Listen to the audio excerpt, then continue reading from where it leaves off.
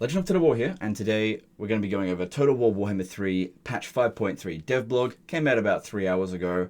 Normally I'd be asleep at this time, but I was up doing some recording, and so this came out into my feed. I thought this is a good time to sort it out anyway, because this blog here is not particularly big. It's kind of short, which I think is ironic, because the previous blog was primarily focused on the dwarfs, and that was quite meaty, and this one is focused on the ogres.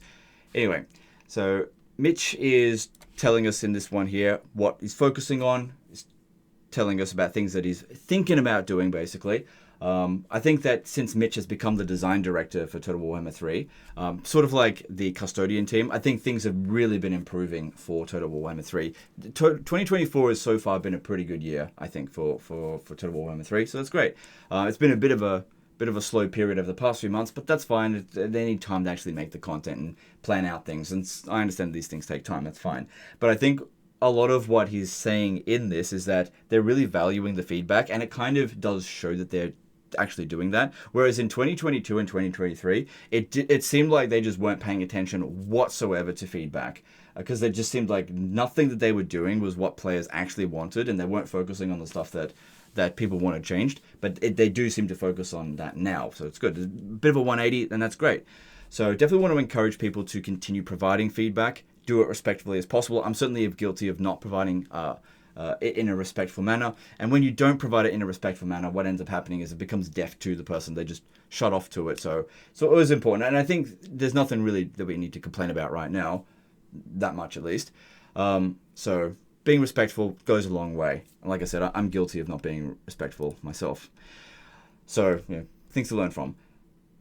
All right, so a lot of the stuff here is just like him talking about his processes, things that he's thinking about doing, but I don't want to focus on things that aren't coming yet. I want to focus on the stuff that is definitely coming now. So if you're interested in the stuff, that's cool. I'll leave a link to this in the description. I imagine most of you guys have read this already, but I want to focus on the things that are definitely coming with patch 5.3. Also, I have a suspicion that maybe this is not everything coming in patch 5.3, but this is just the things that he's comfortable about talking about now. Another thing as well is that this patch is supposed to be coming out sometime in October. Doesn't leave a whole lot of time left. But maybe it's not completely unheard of for there to be two blogs in 1 week. I don't know. So anyway, so sharing a new look with the next patch. First thing you'll notice below is that we've made changes in addition to 2 core Ogre Kingdom features, and they're focusing on like the ancillary system, which isn't in its full rework, but there is something coming. So we'll get into that. I don't want to read this out word for word. It's also going to be a new unit for the vampire accounts. Like I said, don't want to read this out word for word. We want to try to get through the meaty text sections, paragraphs quickly, and focus on the actual mechanics. So the first thing that's getting reworked is the mercenary recruitment system for ogres. So this isn't actually something that affects the ogres specifically. This is more something that affects everyone else that interacts with the ogres, because the current system is that if any of your armies are within an ogre camp and you're at war with that ogre faction, you can recruit an ogre bull into your army. 1 unit per army. Not very interesting, but sometimes it can be useful to have an emergency unit if you're really under pressure. Can't imagine it's that game changing. In Warhammer 2, when Ogre Mercenaries were first introduced, it was way more interesting. The way it would work then is that you would cause a certain level of devastation, take a certain amount of time before the first one would even show up, and then it'd be a cooldown after that. But you would occupy a settlement or sack a settlement or something, and then there was a chance that an ogre camp would show up. The advisor would go, "Ogres, my lord." You guys remember that, surely? And then you would have to send a lord or a hero to interact with that ogre camp, and then it would give you a dilemma of 4 options or something of various different ogre combinations that would go into a recruitment pool, kind of like Regiments of Renown, and you could recruit those units into your army whenever you wanted. There was no limit to how many you could put into your army, so you could, if you really wanted to, have a full stack of Mournfang cavalry, and we definitely did that in Warhammer 2, and it was fine. But now what they've done is they've changed the limit from 1 to 3. That's good, so you now have up to 3 ogres in your army. The ogre mercenary pool is now replenished at a rate of 1 unit every 5 turns. I don't even know if it had a replenishment rate before. It was just a case of, you could, if you're in the area and you didn't have an ogre unit, you could get an ogre ball, basically. I have no idea. I didn't interact with it that often. The quality of mercenary units now available depend on the tier of the ogre camp, which I think that's a good call. The only problem with that is that most minor factions, ogre factions, will probably not upgrade their ogre camps very quickly, and they will probably end up getting totally friggin' annihilated before they even get to tier 2. So, for example, there's an ogre faction that starts off near the Griffinwood. They usually end up dead. There's one that starts off near the Badlands, near what's it called? Wurzag. Oh, Wurzag's position is changing soon, isn't it? Or did it already change? I can't remember. No, I think it's coming in 6.0. Anyway, that one usually gets wiped out. Same thing with the one that's near Karak Raziak, I think. They just get wiped out really early.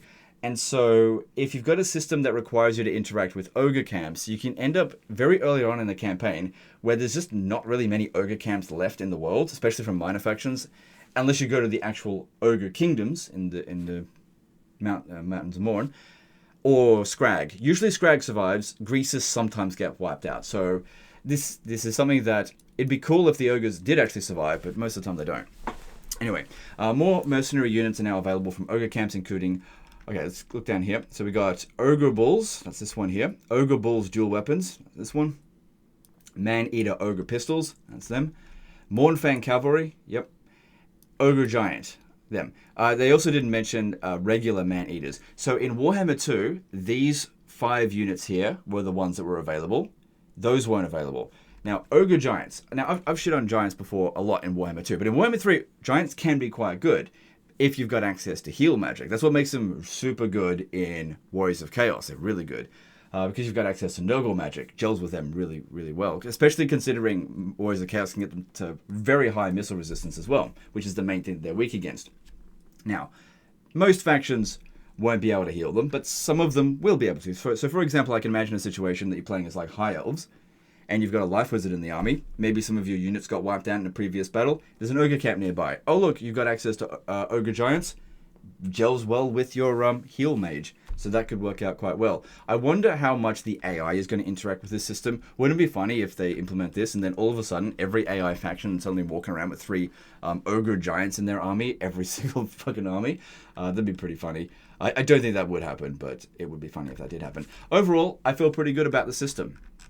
The only thing I would worry about is that it'll be so very rare to actually interact with it because ogre camps just get wiped out all the time because they're technically raiding and people don't like ogres. As in the other factions in the game don't like ogres, not just people in general playing don't like ogres, which I think that's the case as well. But yeah, usually you see ogres, you're just like, I just want to get rid of them. They're just a pest, basically. So I can't imagine there's going to be that much opportunity when you've got to get rid of them all the time. Anyway.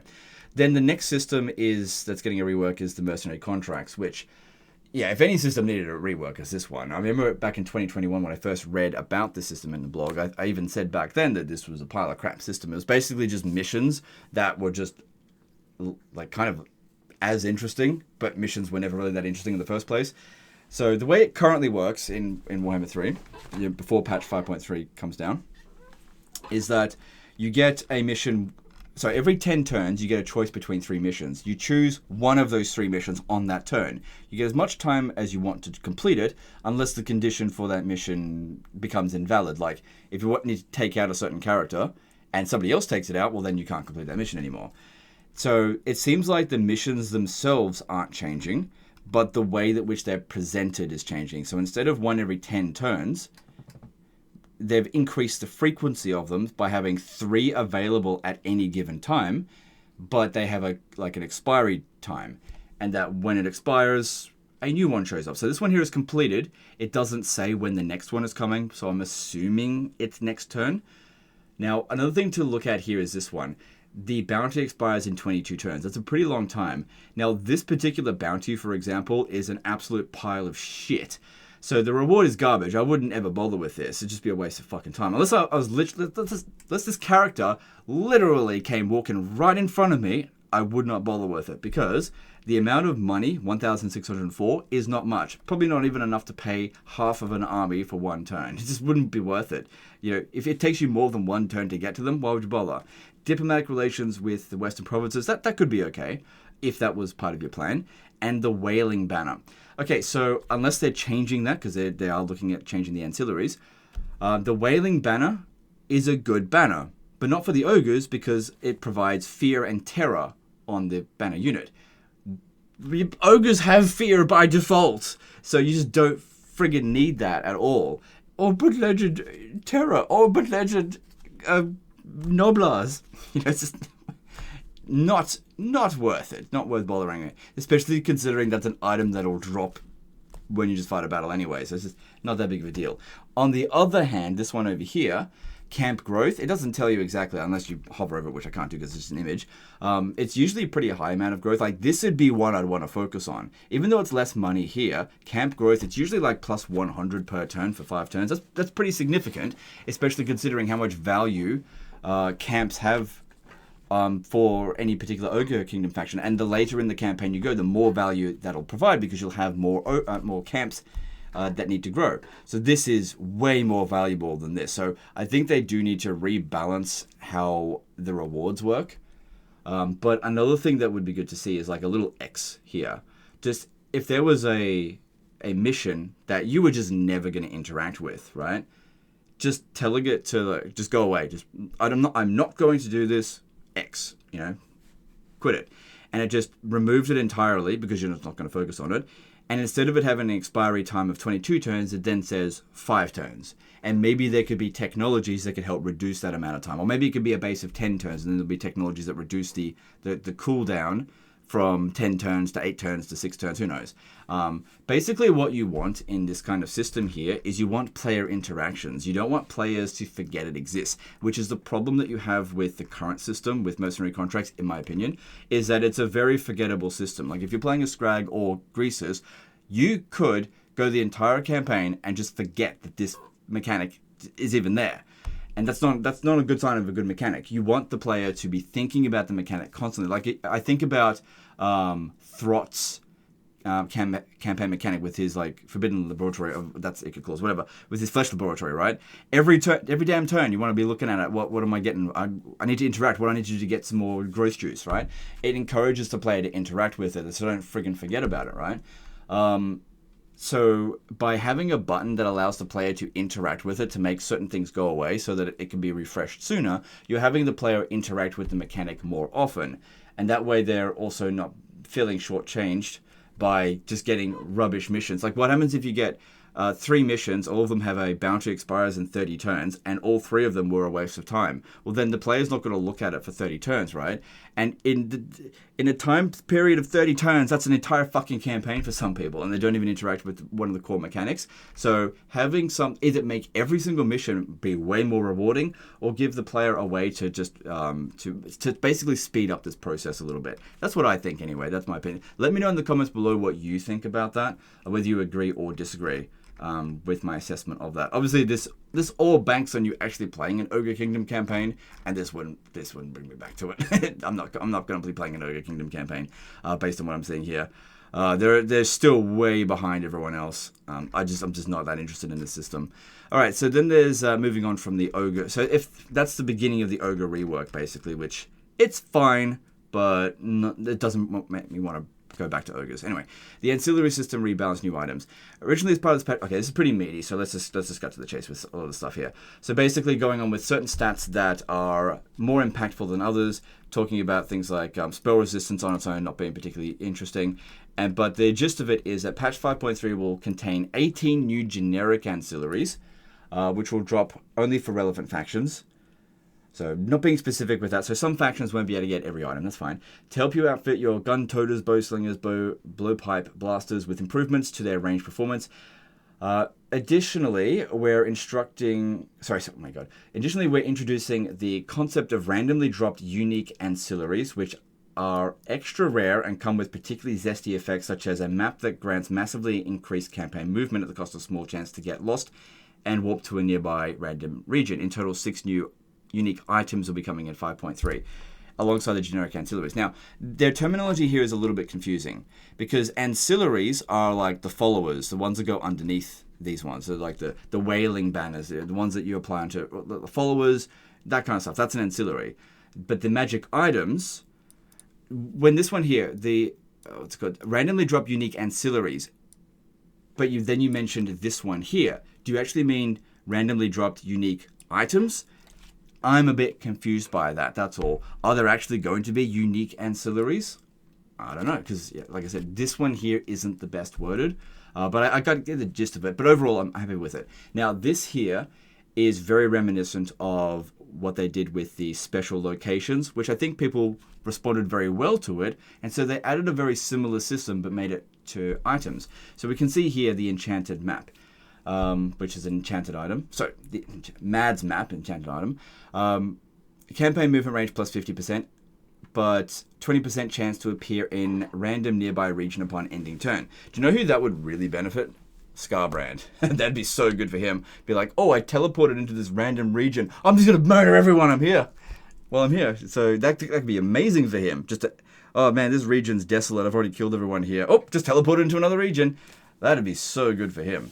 So depending on who you're playing as, this could be really good. But if you're playing as somebody else and you need to specifically get to a certain location, you get randomly teleported back a province. That could be really annoying. But you know, that's the way it is with this stuff.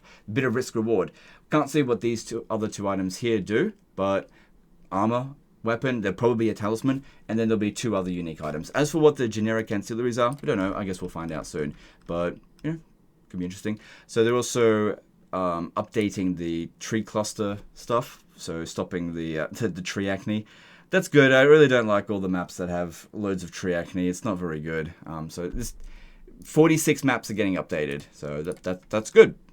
Glad to hear that. Battle balance stuff. I usually don't focus too much about this stuff because it's usually like this unit is getting 5+ armor. This one gets 1+ melee attack. It's just like, oh, I don't fucking care. That's not really the stuff that I ever really focus on because that's important for multiplayer, but I don't play multiplayer. Not saying it's not important. I'm just saying that I don't care. You know, there's a difference. Because typically speaking, the only things I'm really going to care about in terms of battle balance is when an actual effect of a unit changes. So if like, if for example, Ikat Claw's rattling guns, for example, were no longer able to regenerate their ammunition, that's a game changer for them. That's really bad.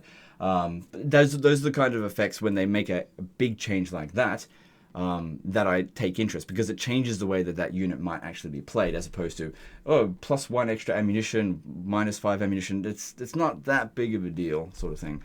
But yeah, this is all good stuff to be focusing on. It's just not something that I specifically want to go on, especially because there's not really a whole lot of details. They're being quite vague with this stuff, but for the most part, I don't have any problems with this. Then the new unit is the Graveguard Halberd, which, yeah, the vampire counts really do need this because they severely lack early game mid-tier anti-large. Like, they've got Spearmen, but now you get access to Graveguard Halberd. So you've got 3 variants now of Graveguards. You've got the armor piercing, the one with shields, and now you've got the armor piercing and anti-large. So yep, the vampire counts are getting Storm Vermin with halberds. Graveguard with halberds. I think their stats, basically this looks exactly like a Storm Vermin unit, maybe just fewer entities. That's very low melee attack though. But I guess it really comes down to how big is that bonus versus large, and that's fine. But overall, there's nothing wrong with having new units added to the game. So yeah, that should be good. And so just look, this is not about the blog, this is just other people's talking. I don't know how much I should be showing this, but we want to know a bit of what is next with the DLC. CA's doing a great job lately, and if we talk about the content since Thrones of Decay, but the communications still lack a bit despite some effort. I agree with that. I think that there is very long periods of time where they don't say anything, and then sometimes when they do say stuff, it's still just not really transparent. I feel like this patch here, if this is everything that we're getting, which I'm not sure if it is much smaller than patch 5.2. And that might just be because maybe it's all hands on deck sorting out the DLC. But another thing to consider as well is that we're approaching the end of October, and they said that the DLC is coming end of this year. And a lot of people, I think, assumed that meant November. Now, there's still time for them to officially announce the DLC before that point, but usually what ends up happening, if we go here, so Total War Warhammer 3, Thrones of Decay announced trailer. If we have a look at the date of this one, April 9th, 2024. So, and then if we have a look at when it actually came out, 30th of April, 2024. The thing is, with this, is that everybody knew well in advance about Thrones of Decay before the actual announcement trailer. So if this DLC is coming in November, it has to be properly announced with a trailer before the 9th of November, which is a bit more than, it's a bit less than, bit more than 2 weeks away, a bit less than 3 weeks away. But since we're not really hearing a lot about it, I don't know. I kind of feel like it might be coming in December, because usually around, well, before the announcement of a DLC, the other creators start getting access to it, and when they start getting access to the DLC or start hearing about it, I get told about it usually, and then I just haven't heard any of that yet. That doesn't mean it's not going to happen, but I got a bit of a sneaking suspicion that maybe this DLC is actually coming in early December. Not that big of a deal. The most important thing is that when it does come out, is that it's it's good. That's all that really matters there. But anyway, that's my thoughts on this blog here. Overall, there's nothing in here that seems bad. There's some things that I think that could be tweaked a little bit more. So, I gave my ideas and wasn't trying to be negative. I think that everything is a step in the right direction. But the biggest thing that I'm confused about is that I really thought that patch 5.3 was going to focus on Bretonia. I don't really care if they just, don't. But I thought that's what they said they were going to do. And that's why I'm sort of suspecting that this isn't everything, because it's not as much as what happened with the other patch with 5.2, because that one got like a pretty sizable content for the dwarfs, which in my opinion is bigger than what the ogres are getting, but also a big rework to the cults for the demon races. And this is just focused on ogres. Oh yeah, and it had the special locations, and this has got those extra items. So I feel like, just a hunch, that something's missing. But maybe they're just not ready to talk about it yet because they haven't quite finalized it. That could be the case. And there's nothing wrong with that whatsoever. Because there is some indications, because there's fairly vague language being used, that there is more information to come. So if we just read the very end of it here. Read the very end of it. Okay, so... yeah, nothing there. So yeah, I'm just not sure. Yeah. Yeah, because those are a tier 5 unit compared to the tier 2 unit being the spear unit. Sorry, I'm just reading things to myself there. Yeah, I'm not seeing anything else here that's sort of indicating that anything's going to be talking about Bretonia. Just can't find anything here. But it's also possible that I missed it. I have been up for pretty much 24 hours, so I could just be really friggin' tired. Let me know if I've missed anything that was really important. It definitely does happen every now and again. But I imagine there'll probably be a blog or something to talk about fairly soon. I imagine that interactions will be increasing because things ramp up towards DLC, which is coming pretty soon. Anyway, that's into this one here, guys. Let me know in the comments below what you think of patch 5.3. Based on what I'm seeing here, it does not entice me to return to the Ogre Kingdoms at all. I just don't care about either of those two things. Well, for one thing, the first thing, this one here, that barely even affects the Ogre Kingdoms. That's about everyone else. But as for the mercenary contract or the bounties, that's still... I went from basically caring 0 out of 10 to now I care like 3 out of 10. Like, I just don't care enough. It's not going to bring me back to the ogres. Anyway, that's the end of this one. Hope you guys enjoyed it. Let me know in the comments below what you think, and appreciate you, and we'll see you next time. Later, guys.